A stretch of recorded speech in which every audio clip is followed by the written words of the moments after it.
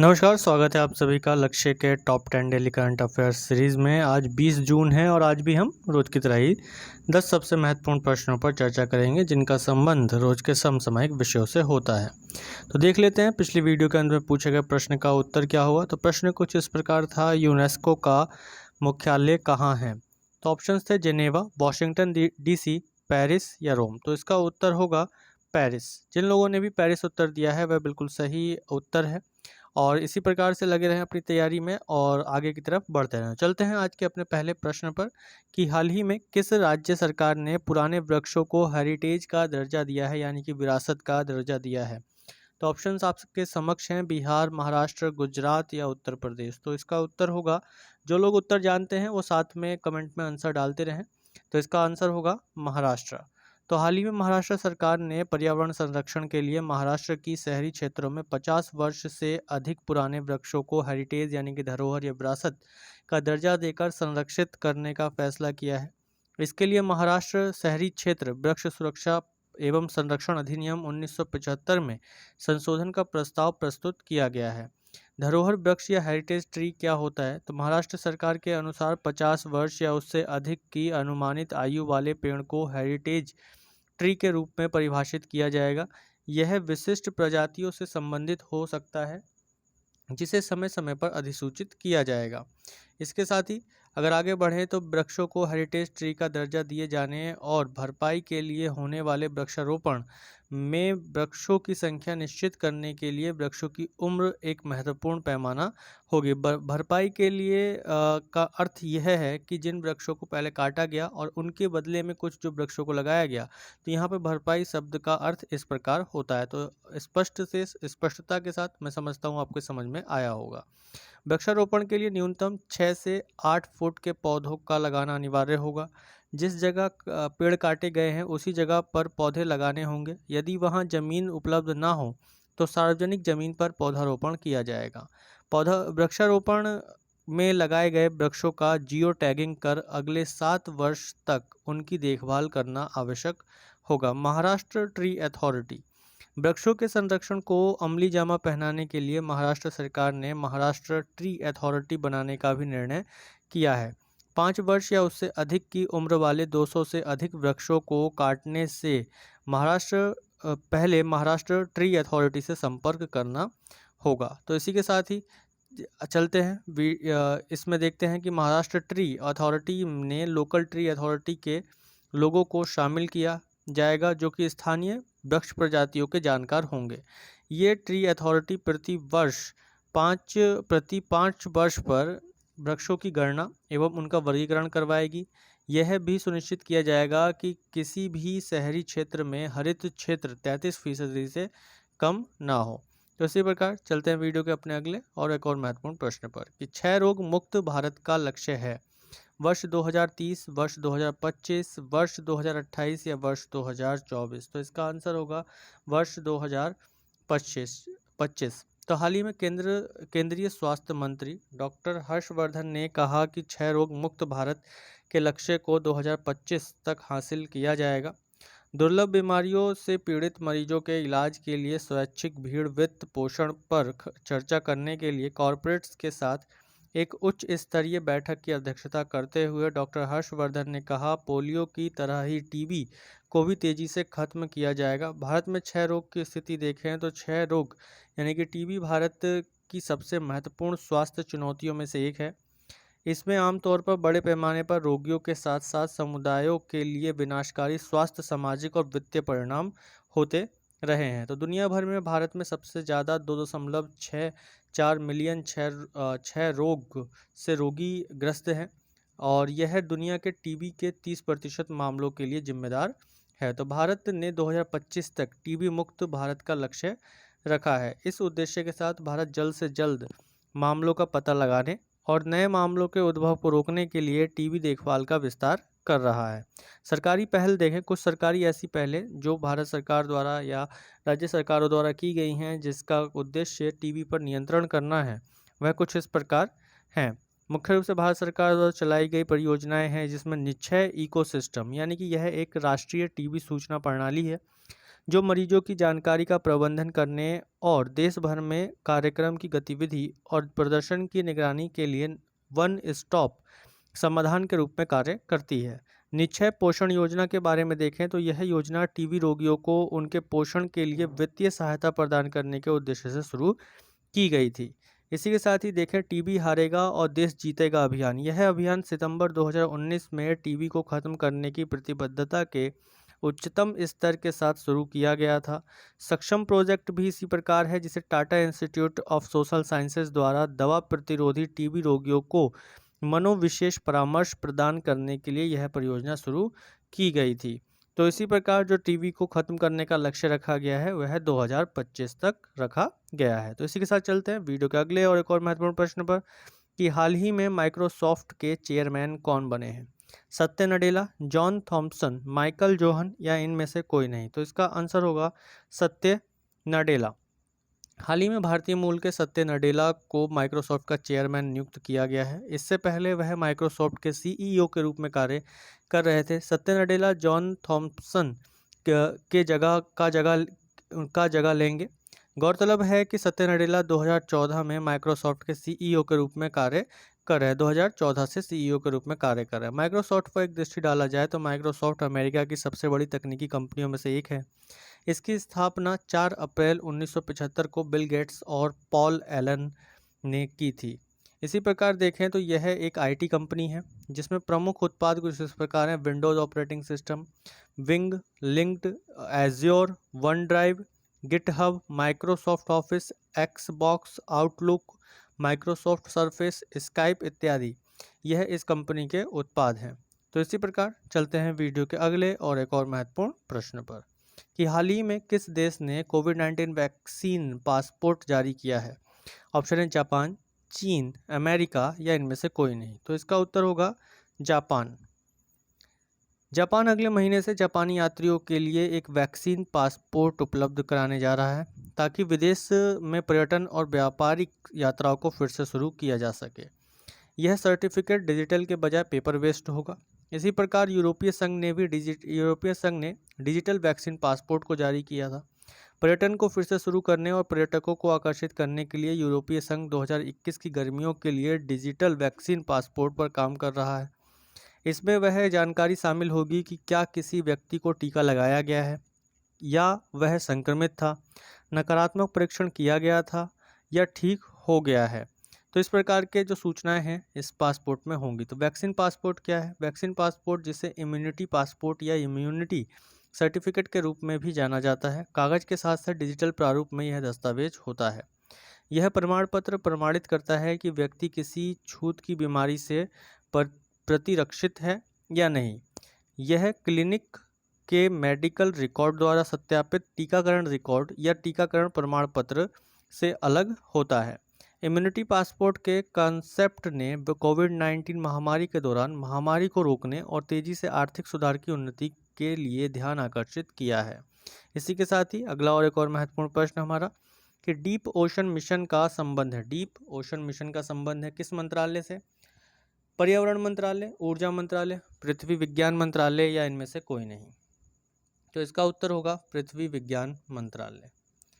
केंद्रीय मंत्रिमंडल ने जैव विविधता, जलवायु परिवर्तन के प्रभाव पर अध्ययन करने और तापीय ऊर्जा के स्रोत का पता लगाने के लिए एक अपतटीय समुद्री स्टेशन स्थापित करने के लिए पृथ्वी विज्ञान मंत्रालय द्वारा प्रस्तावित डीप ओशन मिशन को मंजूरी प्रदान कर दी है। यह मिशन संसाधनों के लिए गहरे महासागर की खोज करेगा और समुद्र के संसाधनों के सतत उपयोग के लिए गहरे समुद्र में टेक्नोलॉजी के विकास में मदद भी करेगा।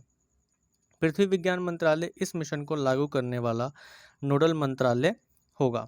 तो इसी के साथ ही अगर देखें तो ऐसी तकनीक और विशेषज्ञता वर्तमान में 5 देशों रूस, अमेरिका, फ्रांस, जापान और चीन के पास उपलब्ध है। भारत अब ऐसा करने वाला विश्व का 6ठा देश होगा। डीप ओशन मिशन क्या है? यह गहरे समुद्र में खोजबीन करने की एक भारतीय पहल है। यह भारत के विशेष आर्थिक क्षेत्रों और महाद्वीपीय शेल्फ पर केंद्रित है। समुद्री तल का पता लगाने के लिए इस मिशन में विभिन्न मानवयुक्त और मानव रहित समरसेबल शामिल हैं। इस मिशन का मुख्य उद्देश्य पॉलीमेटेलिक नोड्यूल्स का पता लगाना है और निकालना है जो निकल, मैंगनीज, तांबा, कोबाल्ट और आयरन हाइड्रॉक्स जैसे खनिजों से बने होते हैं। ये धातुएं इलेक्ट्रॉनिक उपकरणों, स्मार्टफोन, सौर पैनल और बैटरी के निर्माण में उपयोगी होते हैं। तो इसी के साथ ही चलते हैं अगले महत्वपूर्ण प्रश्न पर कि हेब्बल नागवाड़ा घाटी परियोजना का संबंध किस राज्य से है? महाराष्ट्र, उत्तर प्रदेश, कर्नाटक या मध्य प्रदेश? तो इसका उत्तर होगा कर्नाटका। कर्नाटक में लघु सिंचाई विभाग द्वारा हेब्बल नागवाड़ा घाटी परियोजना के तहत इस एक झील के निर्माण के लिए सिंगलायन हल्ली में 6000 से अधिक पेड़ों को काटने के प्रस्ताव के खिलाफ पर्यावरणविद संघर्ष कर रहे हैं। वन विभाग ने हाल ही में एक अधिसूचना में सिंगनायकल हल्ली झील और येलहंका होबली को विकसित करने के लिए 6316 पेड़ों को काटने का प्रस्ताव दिया, क्योंकि वे इस परियोजना के रास्ते में आ रहे हैं। कार्यकर्ता इतनी बड़ी संख्या में पेड़ों को हटाने की आवश्यकता और तर्क पर लगातार सवाल उठा रहे हैं। हेब्बल झील, यह झील बेल्लारी रोड और आउटर रिंग रोड के जंक्शन पर राष्ट्रीय राजमार्ग 7 के मुहाने पर बेंगलोर में स्थित है। इस झील को 1537 में कैंपेगौड़ा ने बनाया था। इसका निर्माण प्राकृतिक घाटी प्रणालियों को नुकसान पहुंचाकर किया गया था। यह 75 हेक्टेयर के क्षेत्र में फैला हुआ है। इसे 143 हेक्टेयर तक विस्तारित करने की योजना है। तो इसी के साथ ही चलते हैं वीडियो के अगले और एक और महत्वपूर्ण प्रश्न पर कि विश्व प्रतिस्पर्धात्मकता सूचकांक में भारत का स्थान क्या है? 12वां, 120वां, 42वां या 50वां? तो इसका उत्तर होगा 42वां। विश्व प्रतिस्पर्धात्मकता सूचकांक यानी कि world competitiveness index institute for management development द्वारा संकलित किया गया है, जो दुनिया भर की अर्थव्यवस्था पर कोविड-19 के प्रभाव की जांच करता है। इस सूचकांक में 64 देशों में भारत 43वें स्थान पर था। माफ़ कीजिएगा, यहाँ ऑप्शन में 42वां हो गया है। आंसर क्या होगा? 43वां। 43 ऑप्शन होगा सही। ठीक है, यहाँ आप सही कर लीजिएगा। तो भारत 43वें स्थान पर था। स्विट्ज़रलैंड इस सूची में सबसे ऊपर है और इसके बाद स्वीडन, डेनमार्क, नीदरलैंड और सिंगापुर का स्थान आता है। ताइवान को 8वें स्थान पर रखा गया था, जो 33 वर्षों में पहली बार शीर्ष 10 में पहुंचा है। इसी प्रकार देखें तो शीर्ष प्रदर्शन करने वाली एशियाई अर्थव्यवस्थाओं में सिंगापुर 5वें स्थान पर, हांगकांग 7वें स्थान पर, ताइवान 8वें स्थान पर और चीन 16वें स्थान पर शामिल है। वर्ल्ड कॉम्पिटिटिवनेस रैंकिंग की बात करें तो यह सूचकांक 64 अर्थव्यवस्थाओं को रैंक करता है और यह आकलन करता है कि कोई भी देश अपने लोगों की समृद्धि को किस हद तक बढ़ावा देता है। इस सूचकांक ने 33 साल पहले डेटा और अधिकारियों के सर्वेक्षण प्रतिक्रियाओं के माध्यम से देशों की भलाई को मापकर देशों की रैंकिंग शुरू की थी। इसे IMD वर्ल्ड कॉम्पिटिटिवनेस सेंटर द्वारा जारी किया जाता है। तो इसी के साथ ही चलते हैं वीडियो के अगले और एक और महत्वपूर्ण प्रश्न पर कि भारत ने किस वर्ष तक भूमि क्षरण तटस्थता स्थिति प्राप्त करने का लक्ष्य रखा है? तो वर्ष 2030, 2025, 2028 या 2024? तो इसका आंसर होगा 2030। वर्ष 2030 Bharat United nation convention on कम्बेटिंग desertification का हस्ताक्षर करता है। भारत ने 2030 तक भूमि क्षरण तटस्थता स्थिति प्राप्त करने का लक्ष्य रखा है। प्रधानमंत्री नरेंद्र मोदी ने हाल ही में मरुस्थलीकरण, भूमि क्षरण और सूखे पर एक उच्च स्तरीय आभासी सम्मेलन को संबोधित किया। PM मोदी 2019 में नई दिल्ली में मरुस्थलीकरण से निपटने के लिए संयुक्त राष्ट्र सम्मेलन के दलों के सम्मेलन के 14वें सत्र में अध्यक्ष थे। तो इसी के साथ ही चलते हैं अगले और एक और महत्वपूर्ण प्रश्न पर कि ब्रिक्स नेटवर्क विश्वविद्यालय के लिए भारत का प्रमुख संस्थान कौन सा है? IIT Delhi, IIT Bombay, IIT Kharagpur या इनमें से कोई नहीं? तो इसका आंसर होगा IIT बॉम्बे। भारतीय प्रौद्योगिकी संस्थान बॉम्बे ने इलेक्ट्रिक मोबिलिटी पर ब्रिक्स नेटवर्क विश्वविद्यालयों के 3 दिवसीय वर्चुअल सम्मेलन की मेजबानी की। यह सम्मेलन इस वर्ष 13वें ब्रिक्स शिखर सम्मेलन के दौरान शिक्षा के तहत भारत द्वारा आयोजित कार्यक्रमों का हिस्सा है। ब्रिक्स नेटवर्क विश्वविद्यालय 5 ब्रिक्स सदस्य देशों के उच्च शिक्षा संस्थानों का एक संघ है। ब्रिक्स नेटवर्क यूनिवर्सिटी के लिए IIT बॉम्बे भारत का प्रमुख संस्थान है। वहीं ब्रिक्स पर चर्चा करें तो ब्रिक्स दुनिया की 5 अग्रणी उभरती अर्थव्यवस्थाओं ब्राज़ील, रूस, भारत, चीन और दक्षिण अफ्रीका के समूह के लिए एक संक्षिप्त शब्द है। वहीं देखें तो ब्रिक्स कोई अंतर्राष्ट्रीय अंतर सरकारी संगठन नहीं है और ना ही वह किसी संधि के तहत स्थापित हुआ है। इसे 5 देशों का एकीकृत प्लेटफॉर्म कहा जा सकता है। ब्रिक्स देशों के सर्वोच्च नेताओं का तथा अन्य मंत्रिय स्तरीय सम्मेलन प्रतिवर्ष आयोजित किए जाते हैं। ब्रिक्स शिखर सम्मेलन की अध्यक्षता प्रतिवर्ष ब्रिक्स क्रमानुसार सदस्य देशों के सर्वोच्च नेता द्वारा किए जाता है, यानी कि जिस प्रकार के अल्फ़ाबेट हैं इसके उसी प्रकार प्रतिवर्ष किया जाता है। जैसे कि ब्राज़ील के बाद रूस करेगा, रूस के बाद भारत, भारत के बाद चीन, चीन के बाद कौन करेगा, साउथ अफ्रीका करेगा। जैसे कि अभी हाल ही में 2020 में जो सम्मेलन हुआ, कौन सा जो 2020 का सम्मेलन था वह कहाँ किसके द्वारा संबोधित किया गया या अध्यक्षता की गई, रूस के द्वारा अध्यक्षता की गई। अब इसके बाद जो सम्मेलन होगा वो किसके द्वारा किया जाएगा, इंडिया के द्वारा किया जाएगा, क्योंकि अल्फ़ाबेट में आर के बाद आई आ रहा है जो इसके नाम में है। तो इसके बाद भारत करेगा, भारत के बाद कौन करेगा, चीन, और चीन के बाद रूस करेगा। तो इसी के साथ ही देखें तो ब्रिक्स की चर्चा वर्ष 2001 में गोल्डमैन सैच्स के अर्थशास्त्री जिम ओ'नील द्वारा ब्राज़ील, रूस, भारत और चीन की अर्थव्यवस्थाओं के लिए विकास की संभावनाओं पर एक रिपोर्ट में की गई थी। वर्ष 2006 में 4 देशों ने संयुक्त राष्ट्र महासभा की सामान्य बहस के अंत में विदेश मंत्रियों की वार्षिक बैठक के साथ एक नियमित अनौपचारिक राजनयिक समन्वय शुरू किया था।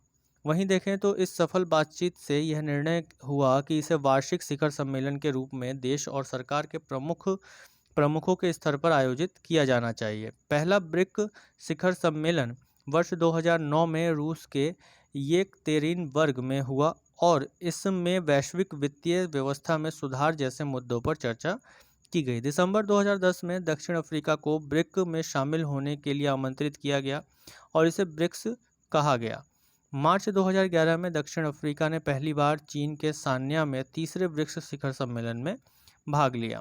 तो इसी के साथ ही चलते हैं वीडियो के अगले और एक और महत्वपूर्ण प्रश्न पर कि हाल ही में सुर्खियों में रही डेटा लेक किस संगठन का ऑनलाइन पोर्टल है, NHAI, नीति आयोग, CBC या NCSC। तो इसका उत्तर होगा NHAI, national highway authority of India.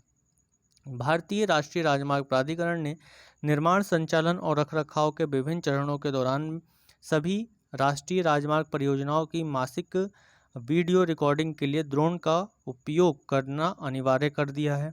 NHAI ने ठेकेदारों को सुपरविजन कंसल्टेंट की मौजूदगी में ड्रोन वीडियो रिकॉर्डिंग करने और NHAI के पोर्टल डेटा लेक पर मौजूदा और पिछले महीने का स्टेटस अपलोड करने का भी निर्देश दिया है। तो ये थे आज के हमारे 10 सबसे महत्वपूर्ण प्रश्न। चलते हैं वीडियो के अंत में पूछे जाने वाले प्रश्न पर।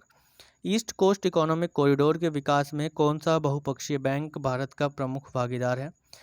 ऑप्शन है world bank, Asian development bank, new development bank या इनमें से कोई नहीं। तो इसका उत्तर आप सभी लोग कमेंट बॉक्स में जरूर देने का प्रयास कीजिएगा। वीडियो के अंत तक बने रहने के लिए आप सभी का बहुत बहुत धन्यवाद। जिन लोगों को ये वीडियो अच्छी लगी हो लाइक करें, शेयर करें और सब्सक्राइब करना ना भूलें। जय हिंद।